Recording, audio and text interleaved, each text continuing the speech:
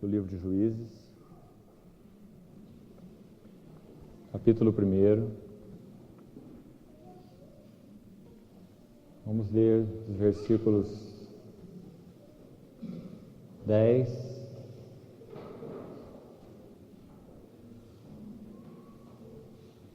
até o versículo 13. Juízes, capítulo 1,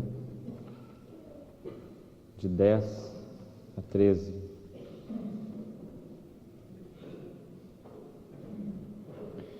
Partiu Judá contra os cananeus que habitavam em Hebrom, cujo nome outrora era Quiriate Arba, e feriram a Sesai, a Aimã e a Talmai. Dali partiu contra os moradores de Debir, e era dantes o nome de Debir, Quiriate Sefer. Disse Calebe: a quem derrotar a Quiriate Sefer e a tomar, darei minha filha Axa por mulher. Tomou-a, pois, Otniel, filho de Kenaz, o irmão de Calebe, mais novo do que ele. E Calebe lhe deu sua filha Axa por mulher. Ainda no capítulo 3, versículos de 7 a 11. Capítulo 3, de 7 a 11. Os filhos de Israel fizeram o que era mal perante o Senhor, e se esqueceram do Senhor seu Deus, e renderam culto aos Baalins e ao poste ídolo.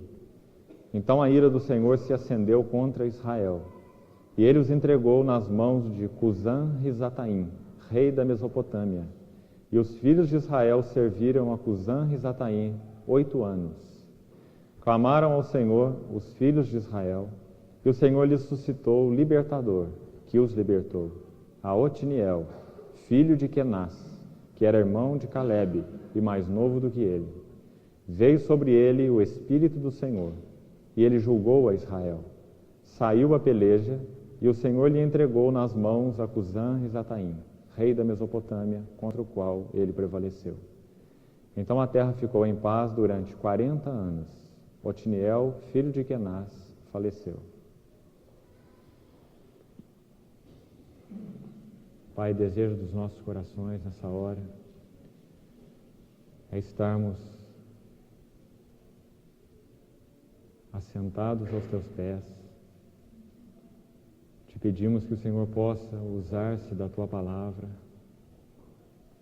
resumindo a nossa vida em ti mesmo, nosso coração, mente, desejos.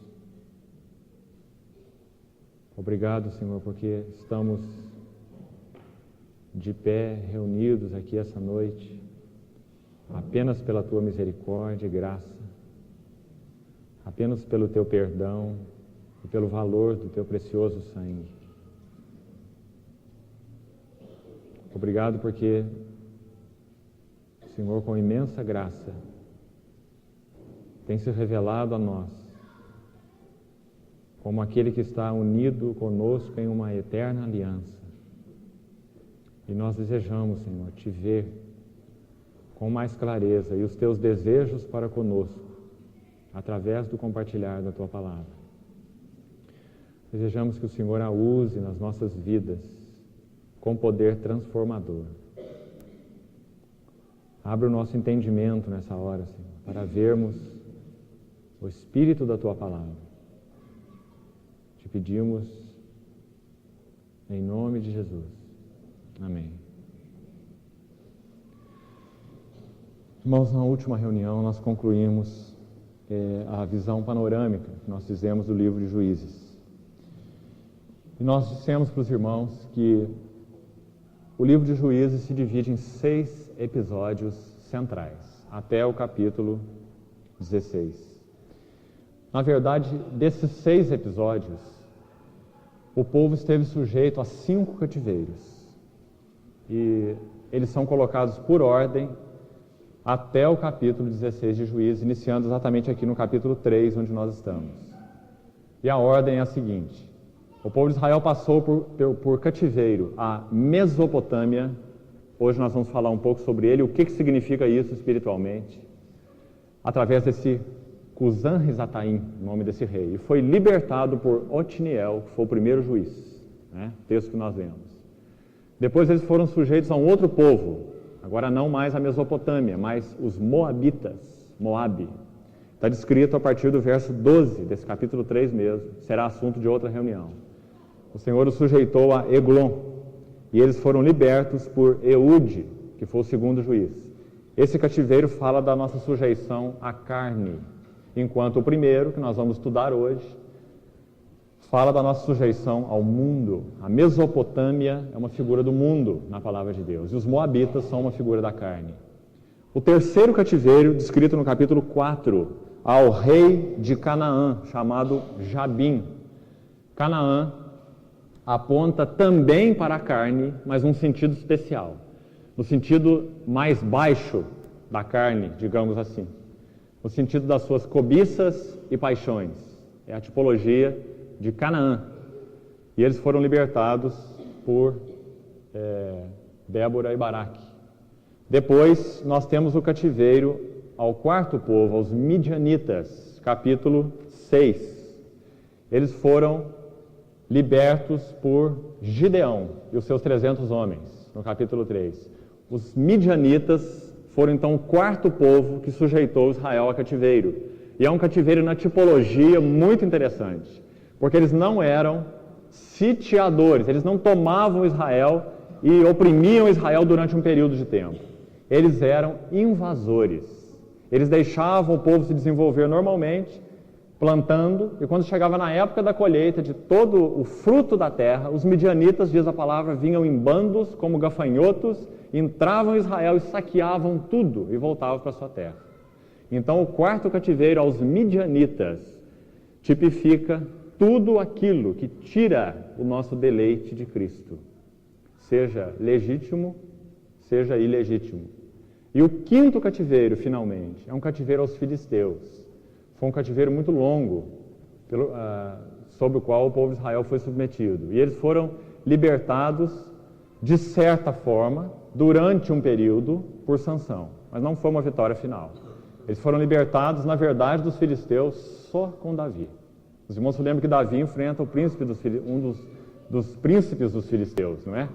Dos guerreiros dos filisteus, Golias. Na época de Davi, muito depois. Então Israel teve paz a respeito dos filisteus somente com Davi. A vitória de Sansão, na verdade, foi uma vitória parcial. E isso é muito interessante, esse quinto cativeiro.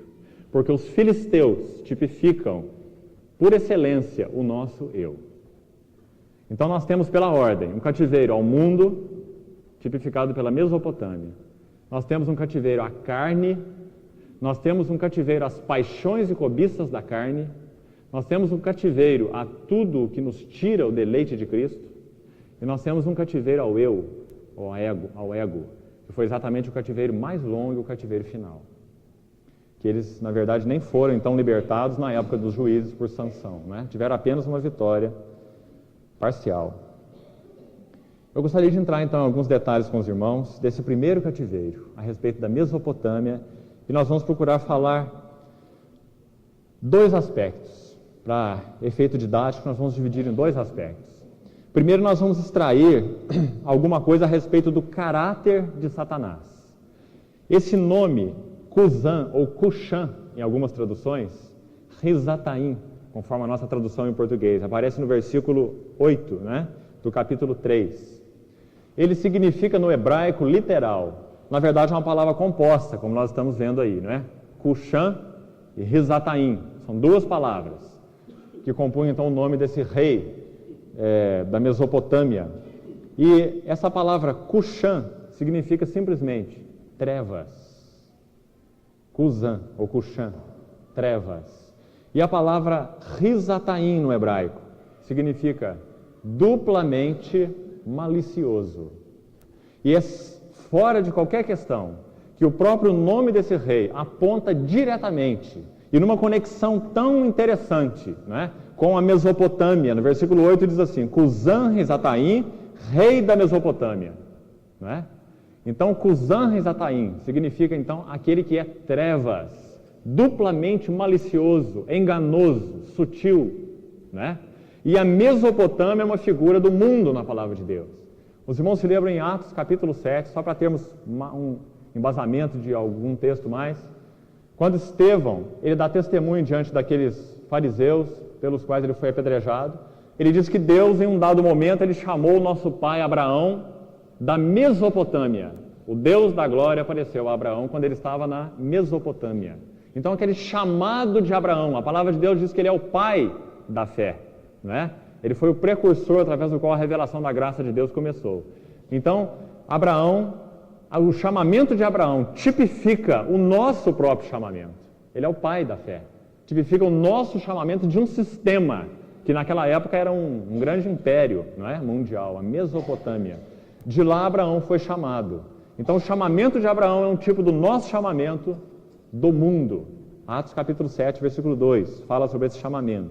Então quando nós lemos esse texto de Juízes, capítulo 3, versículo 8, é muito significativa essa junção do nome desse rei com o seu próprio reino, não é?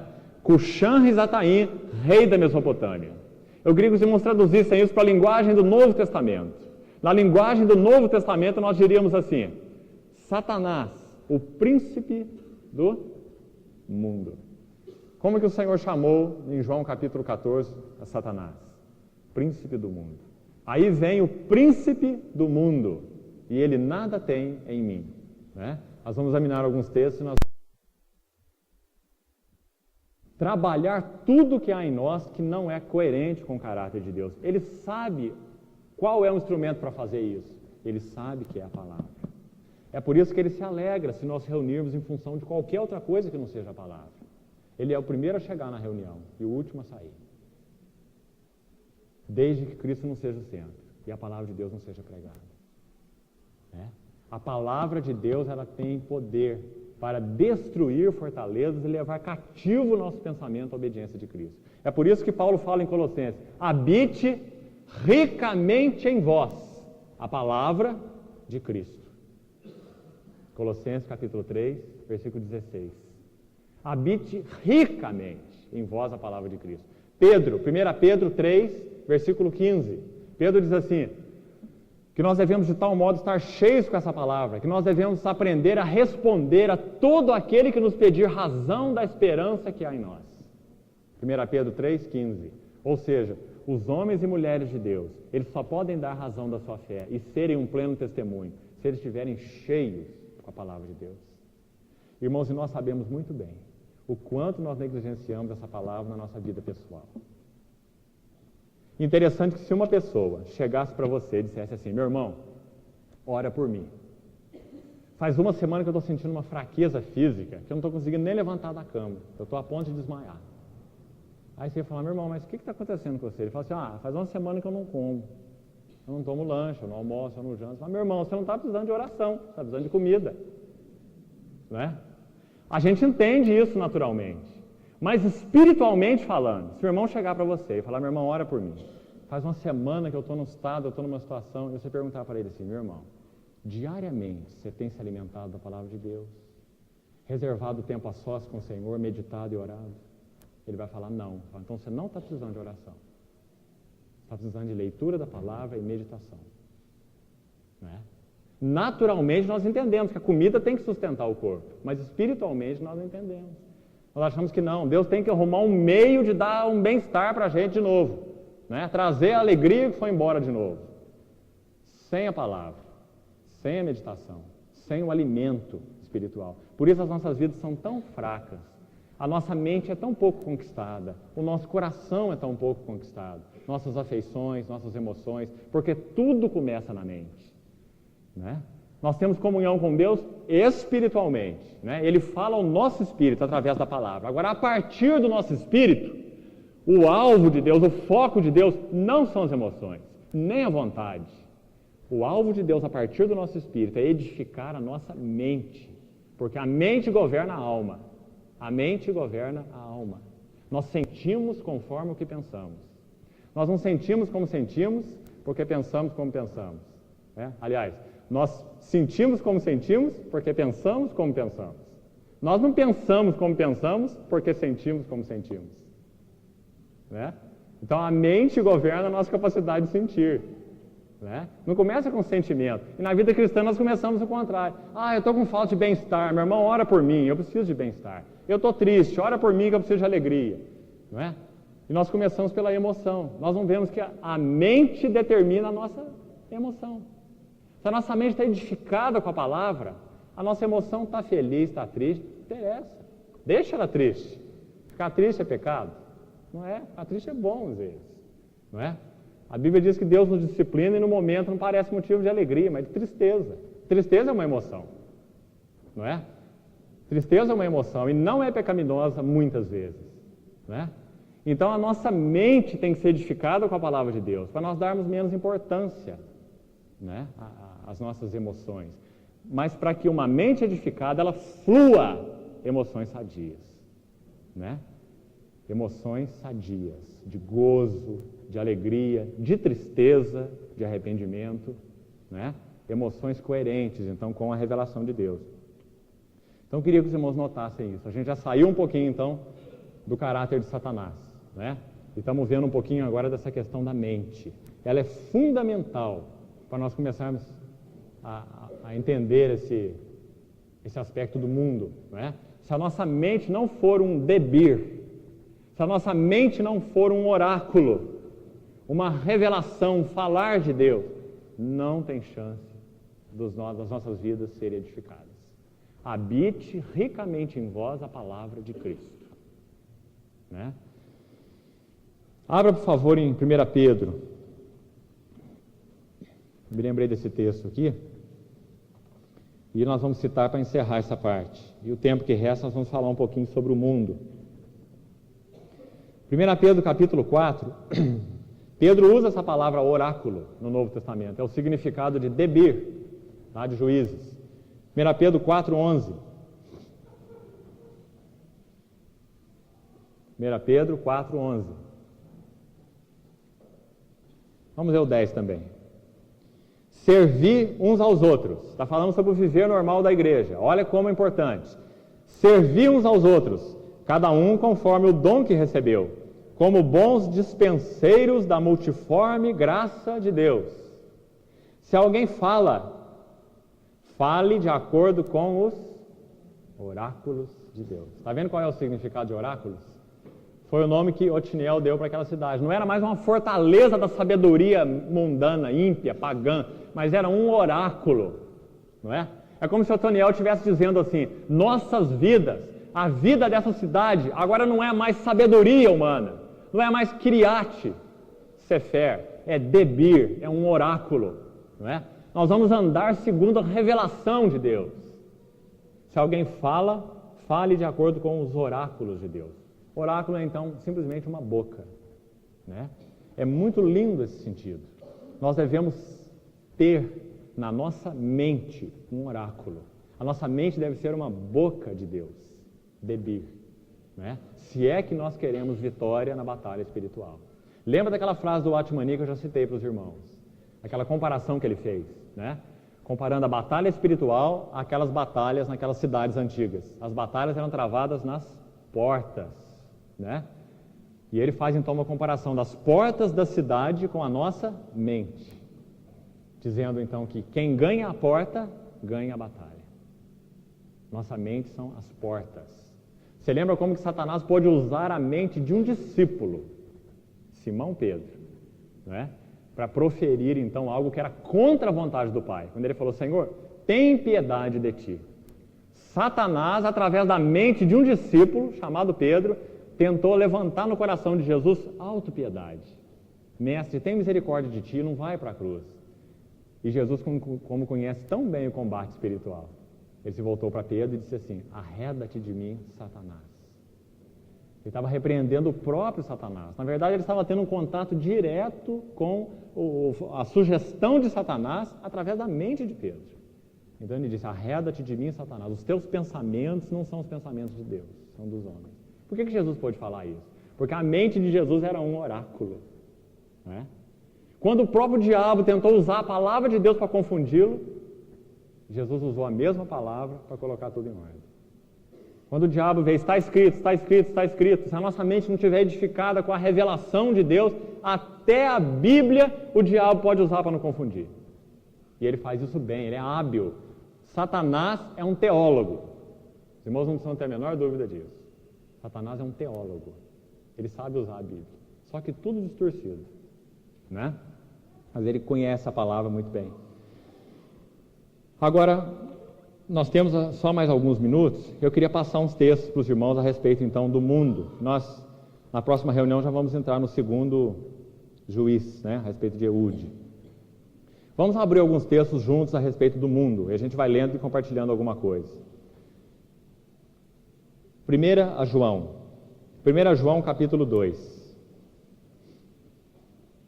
João, dos escritores bíblicos, foi o que mais falou a respeito do mundo. É o que mais usa essa palavra mundo. No original grego, né? Cosmos, de onde vem a palavra cosmético, né? Que significa um enfeite, um adorno. Cosmos é a palavra usada para mundo. Então, cosmos fala de um sistema enfeitado. E é claro, um enfeite serve para atrair. Não tem outra finalidade, né? Então é importante os irmãos saberem o sentido dessa palavra mundo. Quando o Senhor Jesus falou, esse mundo já está julgado, não sois do mundo, eu vos escolhi do mundo, Ele está dizendo que Ele nos tirou de um sistema enfeitado, sedutor, altamente preparado para nos enganar, né? Para nos conquistar. Então, 1 João capítulo 2, ele diz assim, 2,15: Não ameis o mundo, nem as coisas que há no mundo. Se alguém amar o mundo, os irmãos vejam que é uma questão de coração, de devoção, de amor, né? Se alguém amar o mundo, o amor do Pai não está nele. Porque tudo que há no mundo, a concupiscência da carne, a concupiscência dos olhos, a soberba da vida, não procede do Pai, mas procede do mundo. Ora, o mundo passa, bem como a sua concupiscência. Aquele, porém, que faz a vontade de Deus, permanece eternamente. 5 vezes nesse texto ele usa a palavra mundo, né? Existem muitos outros textos de João. Estou só selecionando alguns para os irmãos verem a preocupação de João com a questão mundo. Capítulo 4, capítulo 4 de 1 João mesmo. Olha no versículo 4, por exemplo. Filhinhos, vós sois de Deus e tendes vencido os falsos profetas, porque maior é aquele que está em vós do que aquele que está no mundo. Presta atenção na separação que João faz. Tão clara é a visão bíblica que o mundo é uma esfera espiritual, né? Que João faz essa separação. Vocês não são do mundo. Vocês hoje são filhos, estão em Cristo. Só que, estando em Cristo, vocês estão em Cristo no mundo, imersos no mundo, rodeados pelo mundo, tocando o mundo, todo o tempo, né? Então ele diz assim, vós sois de Deus e tendes vencido os falsos profetas, porque maior é aquele que está em vós do que aquele que está no mundo. Eles procedem do mundo. Os irmãos veem que o mundo é uma esfera completa, né? O mundo tem os seus profetas, o mundo tem os seus governadores.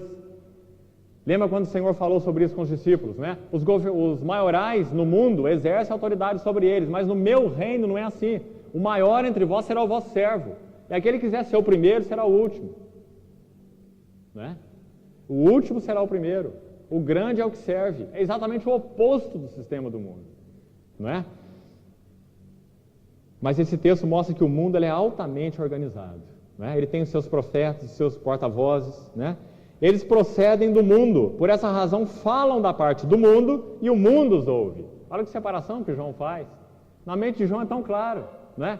Ele está dizendo, olha, esses que falam da parte do mundo, eles falam para o mundo, e o mundo vai os ouvir. Não importa se o mundo estiver dentro da igreja. Se um falso profeta pregar na igreja e 50% dos cristãos ouvirem, não é porque eles estão dentro de um ambiente que nós chamamos de igreja que eles estão preservados. Se eles não são do Senhor, eles vão ouvir a voz do mundo, do porta-voz do mundo, e vão segui-la, não é? O mundo tem os seus profetas, né? Agora, existem alguns textos no Evangelho agora que eu queria ler rapidamente com os irmãos também. João, Evangelho, capítulo 12. João capítulo 12, versículo 31. Irmãos, esse versículo é muito importante aqui nesse contexto. Diz assim, olha: chegou o momento de ser julgado este mundo, e agora o seu príncipe será expulso. Queria que você notasse isso aqui.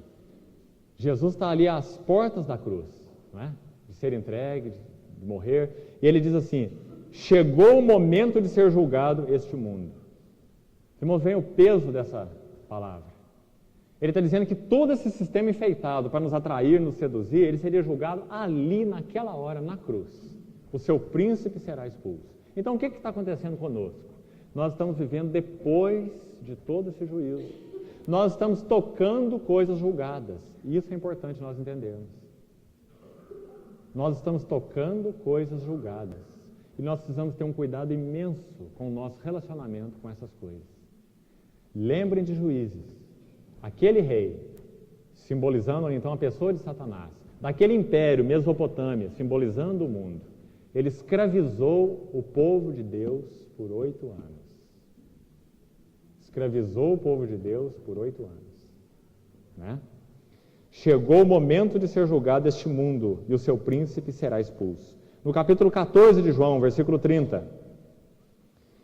João 14, 30. Já não falarei muito convosco, porque aí vem o príncipe do mundo.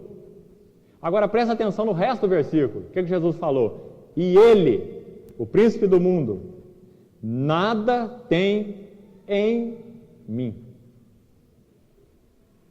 Nós podemos dizer que Satanás ele passava fome na vida de Jesus. Não tinha nenhum alimento para ele. Na nossa, muitas vezes, ele passa bem. Né? Ele pode se alimentar de muitos aspectos de mundanismo na nossa vida. Mas na vida de Jesus ele passava fome. Jesus diz, na minha vida ele não tem nada, nada. Ele nada tem em mim. Né? Agora esse Senhor, irmãos, é o Senhor que nos resgatou. E que disse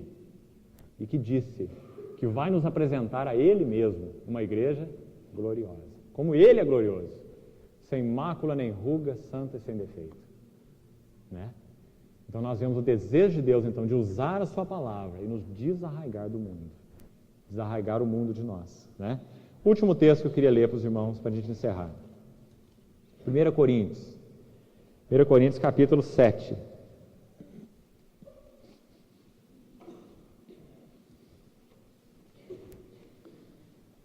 Lá em João ainda, se os irmãos quiserem consultar depois, tem um versículo muito interessante em João, onde ele diz que no mundo teríamos aflições, mas que ele tinha vencido o mundo. Né? Então ele mostra ali a capacidade de, através do mundo, a nossa vida, a nossa alma ser afligida.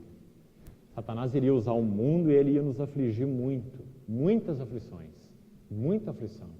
Mas tem de bom ânimo, eu venci o mundo.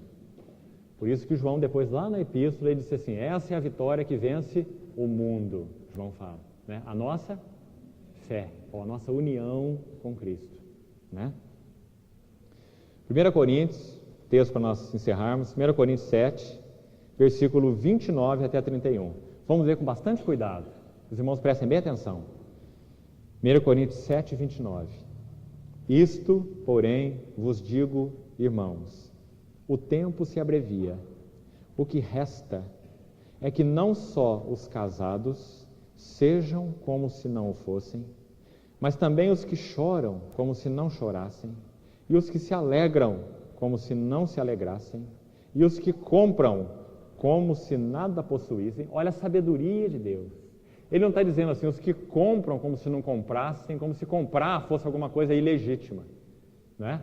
Porque Deus sabe que para a nossa sobrevivência nós temos que usar do mundo, como nós já falamos no início, em vários aspectos. Né? Mas a palavra de Deus está dizendo, os que compram como se nada possuíssem. Olha a diferença. Está falando de um depósito, está falando do nosso coração ligado àquelas coisas então que nós compramos. Eu comprar, tudo bem. Agora, o meu coração ligado ao que eu comprei, problema. Né? Isso é mundanismo. Os que compram como se nada possuíssem. Não é? Eles compraram, eles têm, mas no seu coração eles nada possuem. Por que eles nada possuem? Porque no seu coração eles têm um valor só. Qual é o valor que eles têm no coração deles? O seu Senhor. Eles sabem que estão tocando coisas julgadas, né? Versículo 31, ele continua. E os que se utilizam do mundo, palavra bem geral, não é? Em qualquer sentido. Os que se utilizam do mundo, como se dele não usassem. Porque a aparência deste mundo passa, né? Então os irmãos veem como a palavra é clara, como o Senhor deseja nos advertir, né? Eu queria, para encerrar, dizer o seguinte para os irmãos. Os irmãos devem se lembrar muito bem. A maneira mais singular de Deus nos disciplinar, lembra do livro de Juízes, a maneira mais singular de Deus nos disciplinar é ficando calado. O que significa ficando calado? Permitir que a nossa alma, quando perde então o rumo e se devota a coisas que não são Deus e se entrega a elas, essas almas sequem, essas almas sintam uma secura interior, uma ausência de Deus, o silêncio de Deus. E esse silêncio então faz com que essa alma entre debaixo de disciplina e possa então retornar para Deus. Foi isso que ele fez nos tempos de Juízes. No caso desse império da Mesopotâmia, esse domínio da Mesopotâmia que nós estamos estudando, 8 anos de silêncio. Onde que estava Deus? Calado. 8 anos calado. E o povo sendo oprimido, não é? Por esse imperador idólatra. 8 anos o Senhor calado. No dado momento, dentro da sabedoria dele, ele levanta o libertador, Otoniel. Então resgata o povo de novo para a visão de Deus. Isso aconteceu todas as vezes, né? Então, irmãos, se nós, nas nossas vidas, temos tocado o mundo com um discernimento interior de ilegitimidade, nós devemos levar isso diante do Senhor. Porque tocar o mundo de forma ilegítima pode nos conduzir a um cativeiro muito sério. Muito sério. E levar a nossa alma a um desastre muito grande. Então nós devemos buscar sensibilidade espiritual. Senhor, mostra de uma forma mais precisa para mim como que eu me relaciono com dinheiro. Senhor, revela para mim até que ponto eu sinto segurança no que eu possuo. Senhor, de que maneira eu lido com a questão trabalho? O que trabalho significa para mim? Você tem que fazer essas perguntas, né? Senão nossa vida nunca pode ser examinada nessas questões. Nós somos como Tozer já disse uma vez, né? Nós passamos como crianças apressadas pelos corredores do reino sem saber o real valor de nada, né? E queremos chegar a algum lugar. É impossível, né? Nós temos que passar pelos corredores do reino sabendo o valor real de tudo, das coisas santas e das coisas condenadas, não é? Porque nós temos que tocar em muitas coisas condenadas. Esse é o mundo. Então que o Senhor nos dê graça para isso, irmãos, para sermos examinados, para que o nosso coração se conserve puro, né? Nós não possamos então ser sujeitos, né, a esses ídolos disfarçados. E a nossa característica espiritual, então, seja uma característica mundana, não é? Mundanismo é isso. É uma escravidão a coisas normalmente legítimas, não depravadas. Uma vida escrava de questões depravadas é uma vida, como costumamos chamar de carnal, não é? Uma vida escrava de coisas legítimas é uma vida mundana, não é? Escravo de posses, de trabalho, de dinheiro, de cultura, de seja do que for, né? De esportes. O mundo tem tantas coisas, né, para cativar o nosso coração. O Senhor nos dê capacidade nele de sermos sondados. Amém. Vamos orar.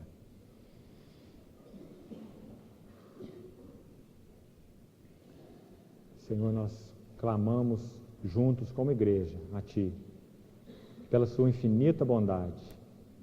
O Senhor nos sonde o coração e prove os pensamentos. Nós temos necessidade, Senhor, de sermos perscrutados por Ti, porque grande foi o nosso desvio, grande é a nossa corrupção. Nós pedimos que o Senhor esclareça para nós, Senhor, o mundo como ele é. Que o Senhor nos dê capacidade em Ti de termos tanto discernimento espiritual quanto sensibilidade espiritual, para nós podermos conviver, Senhor, e tocar este mundo julgado com um coração preservado, com um coração puro.